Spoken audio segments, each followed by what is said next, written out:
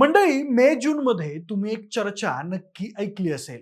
ज्या वर्षी जास्त जांभळं त्या वर्षी जास्त दुष्काळ. आणि या वर्षी तर जांभळं पण जास्त आली आणि पूर्ण जगावर एल निनोचं देखील सावट आलं. त्यामुळे कोरडा दुष्काळ पडणार हे फिक्सच झालं होतं. त्यात जून संपला तरी पावसाचा काहीच पत्ता नव्हता. त्यामुळे खरंच दुष्काळ पडतोय की काय असं वाटायला लागलं होतं.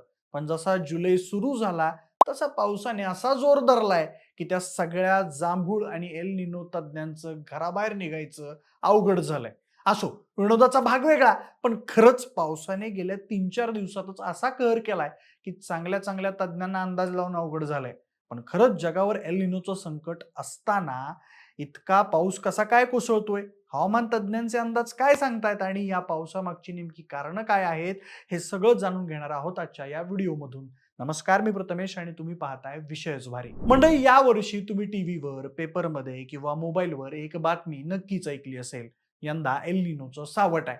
त्यामुळे पाऊस कमी पडणार आणि राज्यभर दुष्काळ पडणार असं आपण सगळीकडे बघत होतो. पण यंदा अनेक भागांमध्ये मुसळधार पाऊस, पूरस्थिती आणि सतत पावसाच्या सरी पाहायला मिळत आहेत. पाऊस थांबायचं नावच घेत नाहीये. 3-4 दिवसातच पावसाने सगळे अंदाज खोटे ठरवत माणसांचं घराबाहेर पडणं अवघड करून ठेवलंय. आता साहजिकच आपल्याला प्रश्न पडतोय की शास्त्रज्ञांनी तर सांगितलं होतं की एल निनोमुळे पाऊस कमी पडेल. मग हा एवढा पाऊस येतोय कुठून? एल निनो फेल गेला की काय?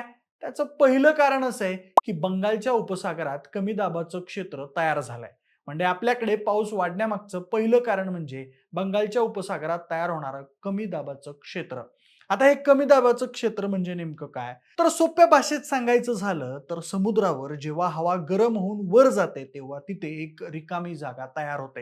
ही रिकामी जागा एका मोठ्या चुंबकासारखी काम करते. त्या आजूबाजूच्या ढगांना आणि पावसाला आपल्याकडे वेगाने ओढून घेते. यंदा झालं असं आहे की बंगालच्या उपसागरामध्ये असे अनेक कमी दाबाचे पट्टे लागोपाठ तयार झालेत.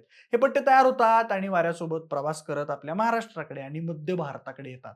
त्यामुळे अनेक राज्यांमध्ये सलग पावसाचा जोर वाढतो. म्हणजे एल निनो असला तरी जर बंगालच्या उपसागरात अशी परिस्थिती वारंवार तयार झाली तर पावसाचं प्रमाण वाढू शकतं. त्यामुळे एल निनोचा जो काही थोडाफार प्रभाव होता तो या ढगांच्या गर्दीने पार धुवून काढला आणि आपल्याला भरपूर पाऊस दिला. त्यानंतर दुसरं कारण आहे मान्सूनचा द्रोणीय पट्टा.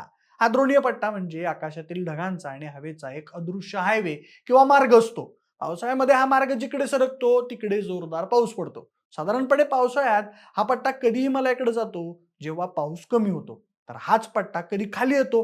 पण यावर्षी हा मान्सूनचा पट्टा बऱ्याच काळासाठी आपल्या मध्य भारतावर आणि महाराष्ट्राच्या अगदी जवळ स्थिर राहिला किंवा रेंगाळत राहिला. जणू काही ढगांनी इथेच मुक्काम ठोकलाय. यामुळे या पट्ट्याच्या आजूबाजूच्या राज्यांमध्ये सलग आणि जोरदार पावसाची बॅटिंग पाहायला मिळाली. म्हणूनच काही जिल्ह्यांमध्ये 2-3 दिवसांपर्यंत मुसळधार पाऊस सुरू राहिलेला दिसतोय. त्यानंतर तिसरं कारण आहे अरबी समुद्रातून येणारा ओलावा. म्हणजे आपण मगाशी बंगालच्या उपसागराबद्दल बोललो. पण आपला अरबी समुद्रही यावर्षी काही शांत बसलेला नाहीये. अरबी समुद्राच्या पाण्याचं तापमान वाढल्यामुळे मोठ्या प्रमाणावर पाण्याची वाफ झाली आहे आणि हा ओलावा हळूहळू जमिनीकडे सरकू लागलाय. जेव्हा मान्सून सोबत हा ओलावा जमिनीवर पोहोचतो तेव्हा ढग अधिक तयार होतात आणि पावसाची तीव्रता वाढते. वाऱ्याच्या या वेगामुळे हे बाष्प आणि पाण्याने भरलेले गच्च ढग थेट महाराष्ट्राच्या आणि पश्चिम किनारपट्टीवर धडकले आहेत. विशेषतः महाराष्ट्र, गोवा, कर्नाटक आणि पश्चिम किनारपट्टीवर याचा जास्त परिणाम दिसून येतो. म्हणजे विचार करा, एका बाजूने बंगालच्या उपसागरातून येणारे ढग आणि दुसऱ्या बाजूने अरबी समुद्रातून येणारा बाष्पयुक्त वारा. या दोन्ही बाजूंनी झालेल्या दुहेरी हल्ल्यामुळे एल निनो बिचारा कोपऱ्यात जाऊन बसला आणि पावसाने सगळीकडे धुमाकूळ घातला. आता बघूया चौथं आणि महाराष्ट्रासाठी सर्वात महत्वाचं कारण आपला सह्याद्री. म्हणजे जेव्हा अरबी समुद्रावरून हे पाण्याने भरलेले जड ढग जमिनीकडे येतात तेव्हा त्यांच्या वाटेत आपली सह्याद्रीची मोठी भिंत उभी असते. हे ढग थेट सह्याद्रीच्या डोंगरांना धडकतात. पुढे जायला रस्ता नसल्याने ते डोंगर माथ्यावरून वरच्या दिशेने ढकलले जातात. जसजसं ते वर जातात तशी हवा थंड असते. त्यामुळे या ढगांमधलं सगळं पाणी पावसाच्या रूपात कोकण आणि घाटमाथ्यावर ओतलं जातं. तुम्ही बातम्यांमध्ये पाहिलं असेल की घाटात आणि कोकणामध्ये यावर्षी अक्षरशः ढगफुटीसारखा पाऊस झालाय. तर दुसरीकडे काही भागांमध्ये तुलनेने थोडा कमी पाऊस पडलाय. जर सह्याद्रीची भिंत नसती तर हा पाऊस असाच पुढे निघून गेला असता. म्हणजे आता बघूयात पाचवं आणि महत्वाचं असलेलं पण थोडं चिंतेचं कारण म्हणजे हवामानातील बदल. म्हणजे गेल्या काही वर्षात हवामानाचा एकूणच स्वभावच बदललेला दिसतोय. म्हणजे त्याचा अंदाज लावणंच अवघड झालंय. आजकाल निसर्गाचे जुने नियम मोडीत निघतायत. पूर्वी पाऊस ठराविक पद्धतीनं पडायचा. मात्र आता काही दिवस पूर्ण कोरडं वातावरण असतं आणि अचानक 1-2 दिवसात महिनाभराचा पाऊस पडल्यासारखी परिस्थिती निर्माण होते. म्हणूनच पावसाचा अंदाज बांधणे दिवसेंदिवस अधिक कठीण होत चाललंय. त्यात जगभरात तापमान वेगाने वाढतंय, ज्याला आपण ग्लोबल वॉर्मिंग म्हणतो. त्यामुळे पावसाचा पॅटर्न पूर्णपणे बदललाय.